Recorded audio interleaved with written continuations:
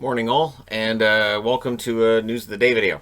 Nothing league-wide for today, so I've got the NHL logo at the bottom. But we talked about Tampa yesterday, right? And I did the preview for Tampa and their cap issues and all this. Well, apparently Kucherov's got some sort of an issue, some sort of injury. They're not talking a lot about it. Elliot Friedman's reported on it. Pierre LeBrun's reported on it. And it may end up with him on the injured reserve to start the season. Now, here's the funny thing. The conspiracy begins, right? See, Tampa's going to get around the cap. Yeah, if they were going to try to circumvent the cap, they're not going to sit Kucherov. It'd be like the Canucks going, gee, we can't get under the cap. Why don't we just sit Pettersson? It doesn't make it. No. The answer's no. It's just no.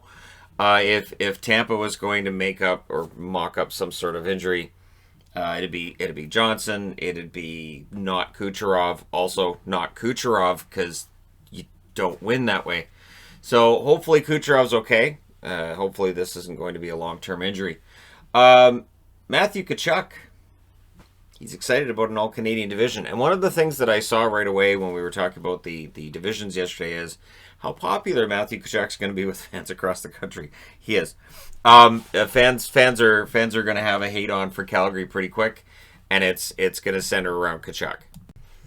And I don't think there's much debate about that because every Canadian fan base is going to see the Flames and Tkachuk 9 or 10 times. So, yeah. The funny thing, too, is I've seen posts like, oh, it's going to get tiring. It's going to get tiring. You know, the original 6 had 70-game seasons. It's 5 opponents, and you have a 70-game season. We're talking about a 56-game season and 6 opponents or 7 opponents, depending on which division you're in. I think it'll be fine. I think they'll figure it out. And there's talk of it being like baseball, where you'd have the 2-game series or 3-game series. We may see 3 games between the same set of teams take place in a row. It's going to be fun to watch. Tkachuk, look for his popularity to skyrocket in Canada this year. Ryan O'Reilly is going to be named the team captain of the St. Louis Blues. Act surprised. He was basically the odds-on favorite anyways. It was the one that seemed to make the most sense. Hey, you win a Conn Smythe for your team, they likely will give you a shot at being the team captain when that position opens up. So he would replace Pietrangelo as their captain, and it's the right choice.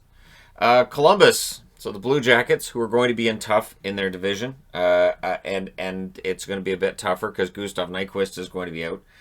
He's out until April or May. He's still on track. So he had shoulder surgery in November, but for people who haven't been watching the news of the day while hockey's been down, yeah, he had shoulder surgery in November, and he's on track for a return in late April or May, which means he might return for the playoffs. So for Columbus, that is a bit of a kick, but if Foodie is as ready as he looks, and if say Bemstrom can jump up and score some goals and points here and there, I think Columbus will be okay. I think they can absorb the loss. Speaking of guys jumping up, Marco Rossi for the Minnesota Wild is going to be given every opportunity to earn a job with the team right out of the gate. Rossi, one of the steals of the draft, I think. If Rossi is capable of playing for Minnesota this year, and if he can play, and again, right out of the gate, a top two line role, if he can be a first, second line center right away, that could help Minnesota and or expose that their center depth is suspect. And I do have concerns about their depth down the middle. The one thing with Marco Rossi in all of the profiles that I saw of him, they said he was physically mature, that he's ready to play now. Meaning what you see is what you get now. And so he may very well be a player who comes in and he looks great, but that's the maturity level. That's how much he's... So the idea was other guys that were taken ahead of him may have been seen as guys who had more room for growth, and Rossi didn't. So we'll see how it goes. Tremendous player in juniors. We'll see how things go for him in the NHL and if he does actually get to play for Minnesota this year. News out of Germany. This related to the NHL. Leon Draisaitl has been named Germany's Sportsman of the Year. And he is, I believe it said, only the second team player to win Sportsman of the Year for Germany. So kudos to Leon Draisaitl. May not be the last time he wins that award. Had an absolutely amazing season for the Oilers. And so, good on him. Thumbs up for that. Cap Friendly has revamped their site. I wanted to throw this up here. They've announced today they've revamped their site so that it reflects the expansion draft as it's going to be, where you need 54 games over 2 years, 27 games this year in order to meet exposure requirements.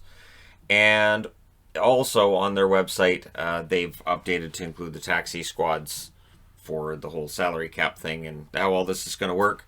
And mathematicians are going to make a lot of money this year from hockey fans asking them to explain, okay, so wait, what counts? No, seriously, what counts and what doesn't? I think it's going to be a fun year. I'm looking forward to it. And hey, let me know your thoughts in the comment section below as always. Don't forget to hit like and subscribe if you're browsing your way through. You just happened upon this video. Thank you guys so much for watching, for all your support. I will talk to you again soon.